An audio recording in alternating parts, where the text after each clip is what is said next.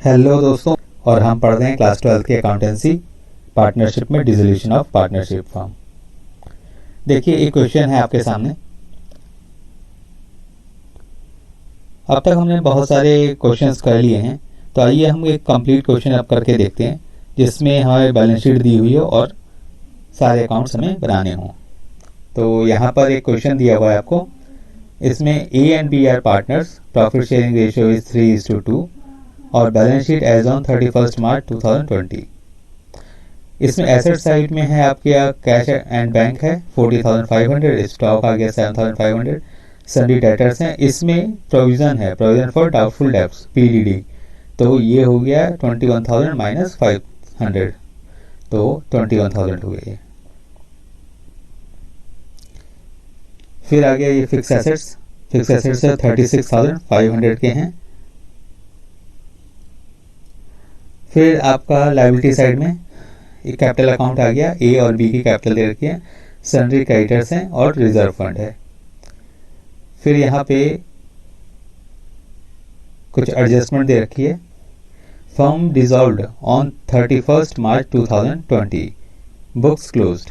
ठीक है, यानी कि 31 मार्च को ये बुक्स क्लोज कर रहे हैं और फर्म डिसॉल्व हो रही है। तो debtors realised at discount of 5%। जो डेटर्स हैं वो किस में, अब यहाँ पर रियलाइजेशन हो रहा है, ठीक है, यानी रियलाइजेशन अकाउंट हमें बनाना होगा। तो यहाँ पे जो डेटर्स हैं वो 5% डिस्काउंट पे रियलाइज हुए हैं, यानी कि 5% कम हुए हैं। ठीक है। फिर स्टॉक 7,000 के हुए हैं, 7,000, और स्टॉक था कितना हमारा 7,500 का स्टॉक था, 7,000 का, यानी कि लॉस हुआ इसमें भी। ठीक है। फिक्स एसेट जो है हमारी 36,000 थी और हुई कितने पे, 42,000 पे रियलाइज हुई हैं। ये यहाँ पे फ़ायदा हुआ है हमें। रियलाइजेशन एक्सपेंस है 1,500 के, और क्रेडिटर्स पेड इन फुल, यानी क्रेडिटर्स जितने थे हमने पूरे पे कर दिया, यानी कि नो प्रॉफिट नो लॉस। ठीक है। तो अब बनाते हैं हम यहाँ पे अपना रियलाइजेशन अकाउंट। तो चलिए बनाते हैं। सबसे पहले मैं लेता हूँ क्रेडिट साइड में। देखिए, मेरा प्रोविजन फॉर डाउटफुल डेब्ट कितना है, 500 का है। ठीक है। तो ये प्रोविजन फॉर डाउटफुल डेब्ट्स कितने के हुए, 500 के हुए। फिर सन्ड्री क्रेडिटर्स कितने हैं, सन्ड्री क्रेडिटर्स जो हैं पूरे पे रियलाइज हुए हैं। ठीक है। तो ये 48,000 हो गए, यानी जितना था हमने पूरा पे कर दिया। फिर कहता है कि जो डेटर्स हैं वो 5% कम पे रियलाइज हुए हैं। ठीक है। तो 5% कम पे रियलाइज हुए, तो कितने पे रियलाइज हुए होंगे, यानी कि बैंक में पहले क्या आएगा, डेटर्स थे मेरे 21,500 के, माइनस 5% कर देंगे इस पर, 5% कैलकुलेट करके करिए, तो ये हो जाएगा 20,425। स्टॉक कितने पे रियलाइज हुआ है मेरा, 7,000 पे, तो स्टॉक हो गया 7,000। ठीक है। फिर फिक्स एसेट्स कितने पे हुए हैं मेरा, 42,000 पे। ठीक है। फिक्स एसेट हो गए 42,000 पे।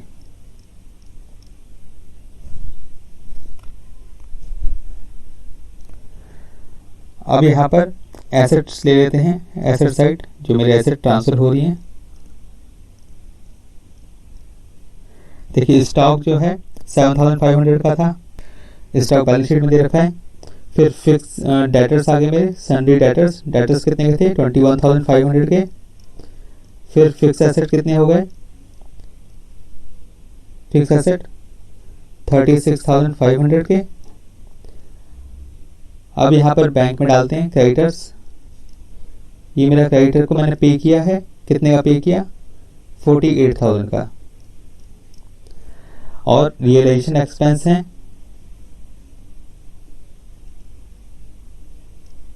कितना, 1,500 के।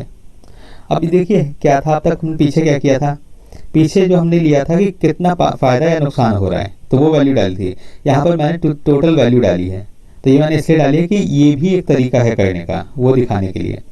तो हम क्या कर सकते हैं कि पूरी वैल्यू लिखें यहाँ पे, तो जब माइनस होगा तो वो नेट ऑफ होके ही वैल्यू आएगी। तो अल्टीमेट जो आंसर आएगा वो पूरा वही आएगा, क्योंकि यहाँ पर हमने वैल्यू लिख दी, किस वैल्यू पर रियलाइज हुआ ये। ठीक है। कितने पे हमारा रियलाइजेशन हो रहा है, यहाँ हमने टोटल वैल्यू उठा के डाल दी कि टोटल वैल्यू थी कितनी, जब माइनस करेंगे तो वही नेट ऑफ हो गया आएगा, या फिर डायरेक्ट चाहे तो हम यहाँ पे नेट ऑफ करके भी लिख सकते हैं कि एक्चुअल प्रॉफिट कितना हो रहा है और लॉस कितना हो रहा है। ठीक है, तब इसका टोटल करिए तो ये हो गया आपका 1,17,925। तो ये 1,17,925, इसको कैलकुलेट करिए तो 2,925 और यहाँ पर प्रॉफिट ट्रांसफर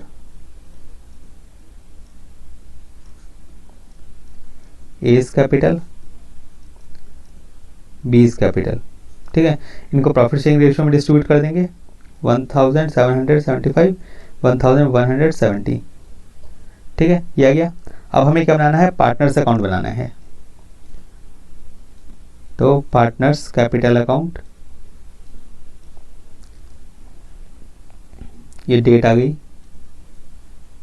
पर्टिकुलर ए और बी, फिर यहाँ पर डेट। मेरे पास जगह कम है इसलिए मैं इस तरीके से कर रहा हूँ। ठीक है, ताकि सब कुछ सामने सामने दिखे तो इजीली समझ में भी आएगा। ठीक है, आप अपने यहाँ पे स्पेस का पूरा यूज़ करें। चलिए, अब यहाँ पर हम बनाते हैं पार्टनर्स अकाउंट। तो ये बीडी कितना है, बीडी आपको बैलेंस शीट से मिल जाएगी, ये रही बीडी। तो ये हो गया 32,500 और 11,500।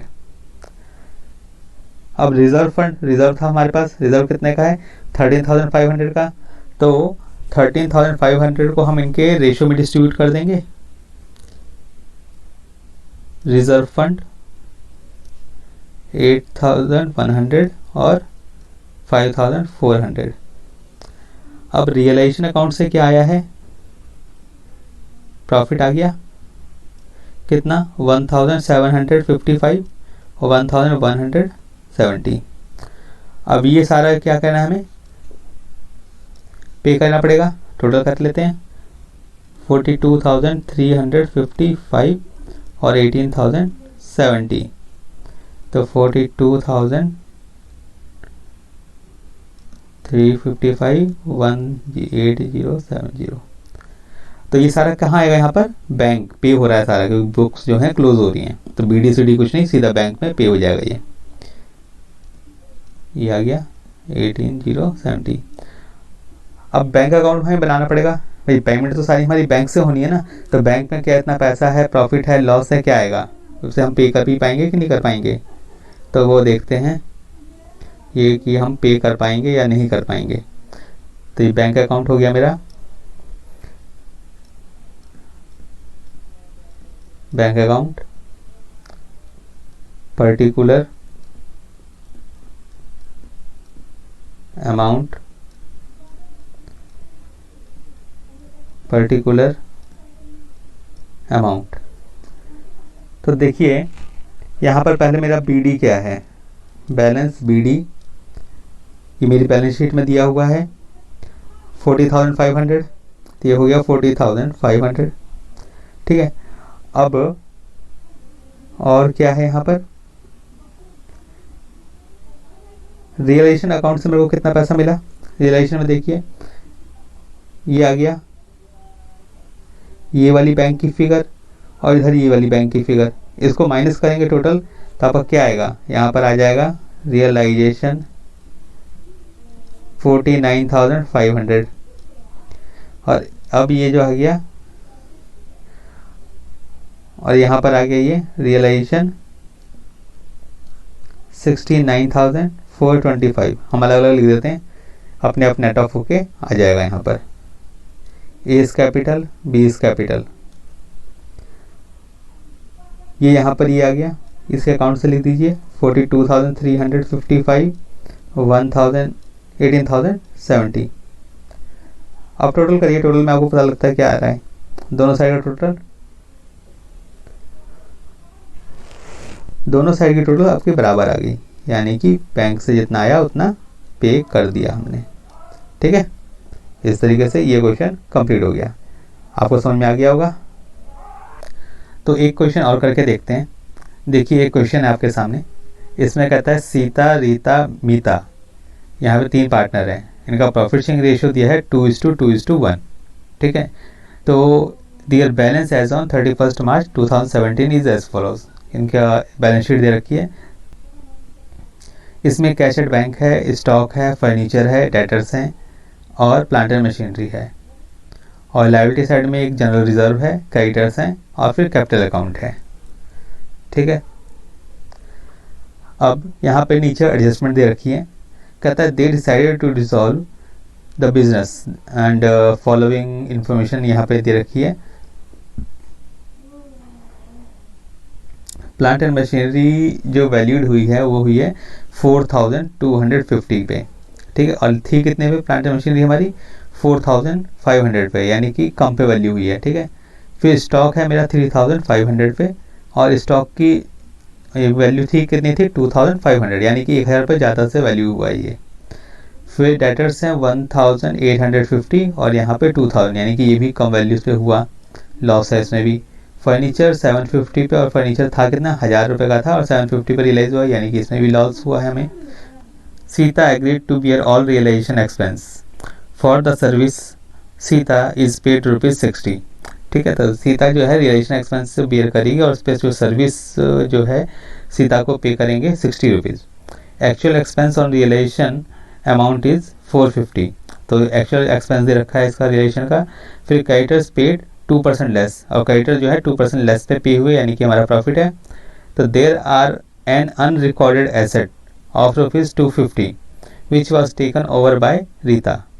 तो एक एसेट थी 250 की जो कि रिकॉर्ड नहीं हुई थी और रीता ने उसे लिया है 200 में, ठीक है।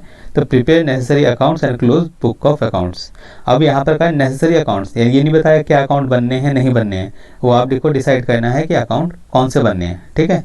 और फिर हमें बुक्स को क्लोज करना है, ठीक है। तो बताइए इसमें क्या क्या अकाउंट बनेंगे हमारे। एक तो रियलाइजेशन अकाउंट बनेगा क्योंकि बुक्स जो है रियलाइज हो रही हैं। फिर पार्टनर्स अकाउंट बनेगा क्योंकि पार्टनर्स अकाउंट हमें क्लोज करना है। और उसके बाद लास्ट में बनेगा बैंक अकाउंट, क्योंकि सारी पेमेंट्स तो बैंक में होनी, तो बैंक में भी तो प्लस माइनस हो गया, हमें देखना पड़ेगा कि कितना पैसा बचा है, उससे पे कर पाएंगे नहीं कर पाएंगे। अगर पैसा जो फॉर्म का है उसमें नहीं हो रहा तो फिर हमें पार्टनर्स की पर्सनल एसेट्स को भी इन्वॉल्व करना पड़ेगा, ठीक है ना। चलिए शुरू करते हैं और देखते हैं क्या निकलता है। देखिए सबसे पहले हम बनाते हैं रिलेशन अकाउंट। क्वेश्चन आपको याद होगा, नहीं याद है तो आप उसकी फ़ोटो लेके या स्क्रीनशॉट लेके या नोट कर लीजिए, ताकि जब क्वेश्चन करें तो आपको सामने सामने दिखता रहे। अब रियलाइजेशन अकाउंट में हम क्या कर सकते हैं, एक तो कि हम जो नेट आ रहा है अमाउंट, जितने में बुक वैल्यू थी और जितने में रियलाइजेशन हुई, तो उसको नेट करके माइनस करके प्रॉफिट या लॉस आ रहा है वो डायरेक्ट हम रियलाइजेशन अकाउंट में लिखें। दूसरा ऑप्शन ये है कि जिस वैल्यू पर रियलाइज हुआ है वो पूरी वैल्यू डालें और बुक वैल्यू जो है वो पूरी डाल दें, तो नेट ऑफ होके वैसे ही प्रॉफिट आ जाएगा, ठीक है ना। तो दोनों ही तरीके हैं, दोनों ही सही हैं, आप जैसे चाहें वैसे कर सकते हैं। यहाँ पर मैं क्या कर रहा हूँ कि मैं पूरी वैल्यू लिख रहा हूँ, ठीक है। तो और बुक वैल्यू जो होगी वो पूरी लिख दूंगा, तो इससे अपने आप नेट ऑफ होके जो फिगर होगी वो आ जाएगी। तो यहाँ पर देखिए क्रेडिटर्स सबसे पहले मैं लिख लेता हूँ। क्रेडिटर्स जो हैं वो मेरी बुक्स में कितने के हैं 2000 के, ठीक है। और स्टॉक मेरा कितना है बुक्स में 2500 का। फर्नीचर 1000 का। डेटर्स 2000 के। फिर प्लांट एंड मशीनरी 4500, यही है, ठीक है। हम मैंने डेबिट और एसेट्स और लायबिलिटी साइड दोनों लिख लिए। अब मैं लिखता हूँ कि मेरी जो वो एसेट्स हैं वो किस वैल्यू पर रियलाइज हुई हैं, तो कहाँ जाएंगी, बैंक में जाएंगी। तो बैंक एसेट रियलाइज्ड, ठीक है। ये एसेट रियलाइज्ड लिखने की जरूरत नहीं है, मैं सिर्फ आपके समझने के लिए लिख दे रहा हूँ एसेट रियलाइज्ड। तो प्लांट एंड मशीनरी मेरी किस वैल्यू पर रियलाइज हुई है 4250। स्टॉक 3500। डेटर 1850। फिर फर्नीचर 750। ये आप क्वेश्चन से देखते जाना, क्वेश्चन में सब लिखा हुआ है। ये टोटल हो गया 10350। अब इसमें है क्या फ़ायदा कि हमें बार बार माइनस करके लिखने की जरूरत नहीं है कि स्टॉक जितना 2500 का था यहाँ रियलाइज़ हुआ है 3500 का, तो 1000 प्रॉफिट लिखूँ। कैलकुलेशन करने की जरूरत नहीं है, बाद में अपने आप कैलकुलेट हो जाएगा पूरा। अब फिर क्रेडिटर्स भी रियलाइज हुए मेरे, ते भी बैंक में जाएंगे, तो बैंक में क्रेडिटर्स कितने थे 1960 के रियलाइज हुए हैं। ठीक है, अब यहाँ पर सीता ने जो है एक्सपेंस भी कितना हम उसे दे रहे हैं, रिलेशन एक्सपेंस का पैसा। ये देखो यहाँ पे ना डेबिट साइड में जो हम पे कर रहे हैं वो लिखेंगे, जैसे क्रेडिटर हमने पे किया, सीता को हम पे कर रहे हैं, तो कितना कर रहे हैं रियलाइजेशन एक्सपेंस का 60 रुपीज़ उसकी सर्विस के लिए।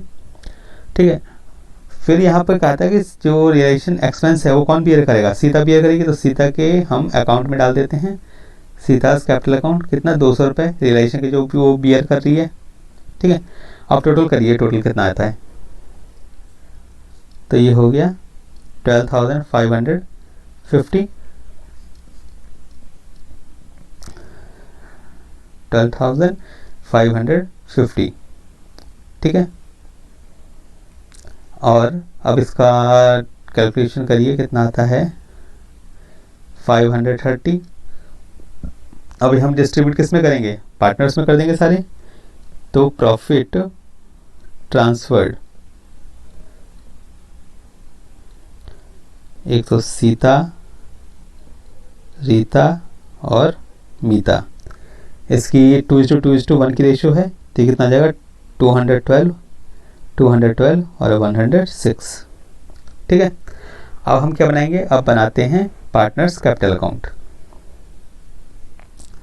देखिए मेरे पास थोड़ा स्पेस कम है इसलिए मैं छोटा छोटा लिखूंगा। बैलेंस बीडी कितना है 5000, 2000, ये आपको बैलेंस शीट में दे ही रखा है। ठीक है, रिजर्व फंड भी था उसमें एक, रिजर्व फंड क्या करेंगे पार्टनर्स में डिस्ट्रीब्यूट कर देंगे। फॉर्म क्लोज हो रही है, अब कितना था वहाँ पे 2500 का है, तो ये हो जाएगा 1000, 1000 और 500। अब यहाँ पर रियलाइजेशन अकाउंट में मेरा क्या आया है, ये प्रॉफिट आया, ये कहाँ जाएगा पार्टनर्स के अकाउंट में जाएगा। ठीक है ना, सारा प्रॉफिट तो हमें डिस्ट्रीब्यूट करना है, कितना 212 और 106। अब रियलाइजेशन एक्सपेंस हमने दिए हैं ये 60 रुपीज़, ये आ जाएंगे कितने 60 रुपीज़। ठीक है, अब यहाँ पर रियलाइजेशन एक्सपेंस कौन बियर कर रहा है, सीता बियर कर रही है ना, तो बैंक सीता को चार्ज से ये इतने रुपए रिकवर हो जाएंगे। ठीक है ना, और यहाँ पर एक चीज़ और है कि सीता ने एक अनरिकॉर्डेड लाइबिलिटी एसेट जो है वो ली है। ठीक है, रीता ने ली है कितने 200 पे। ठीक है, ये आ गया, और तो कुछ है नहीं इसमें। अब इसे क्लोज करते हैं अकाउंट को, तो ये हो गया 6272, 3212 और 1606। ठीक है, और यहाँ पर 6772, 3212, 1606।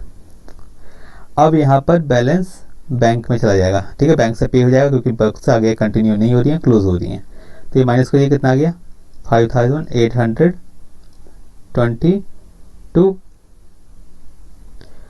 3012 और 1606 एज इट इज़। अब बनाना है हमें अपना बैंक अकाउंट। चलिए बैंक अकाउंट में बनाते हैं, ये हो गया डेबिट, ये हो गया क्रेडिट। सबसे पहले रियलाइजेशन अकाउंट, रियलाइजेशन अकाउंट से मेरे पास क्या आ रहा है, रियलाइजेशन अकाउंट। देखिए ये जो डेबिट साइड में है ये चला जाएगा क्रेडिट में, और जो क्रेडिट साइड में है वो चला जाएगा डेबिट में। तो यहाँ पर रियलाइजेशन अकाउंट कितना गया 1960। सबसे पहले बैलेंस बीडी लिखना चाहिए हमें, बैलेंस बीडी 2500। अब यहाँ पर रियलाइजेशन अकाउंट जो मेरा एसेट साइड का है ये वाला, ये आ जाएगा 10,350, ये एसेट है, एसेट वाली। ठीक है, अब सीताज कैपिटल अकाउंट, सीता को हमने कितना रिकवर करना है उससे, सीता बियर कर रही है ना एक्सपेंस, रियलाइजेशन एक्सपेंस, तो 450 रुपये आ गए, और तो कुछ है नहीं इसमें। अब हम लेते हैं कैपिटल अकाउंट। कैपिटल अकाउंट से कितना आ गया, सीता, रीता और मीता। तो यहाँ पे ये वैल्यू आ ही गई है, ये वाली, ये सारी ले लेते हैं यहाँ पे। 5822, 3012 और 1606। अब टोटल कर लीजिए, टोटल आपका मैच करता है या नहीं करता है, क्या सिचुएशन है। ये करेंगे 12,850 और 12,850, ठीक है ना। इस तरीके से ये क्वेश्चन कंप्लीट हो गया। ये था आपका डिसोल्यूशन ऑफ फर्म। बहुत इजी है, बस आपको अकाउंट्स पता है, रिलेशन बनना है, पार्टनरशिप बनना है और बैंक अकाउंट बनना है। ये 3 ही अकाउंट बनने हैं, इसके अलावा कोई और अकाउंट होते नहीं है। होप कि आपको ये समझ में आ गया होगा। अगर इसमें कोई दिक्कत है तो आप कमेंट बॉक्स में बता सकते हैं, और ऐसी ही वीडियोस के लिए आप हमारे साथ जुड़े रहिए। इसके लिए आपको कहना होगा इस चैनल को लाइक, सब्सक्राइब और बेल आइकन को जरूर हिट करें, नहीं तो आपको नोटिफिकेशंस नहीं मिलेंगे। फिर मिलेंगे नेक्स्ट वीडियो में। Till then, good bye.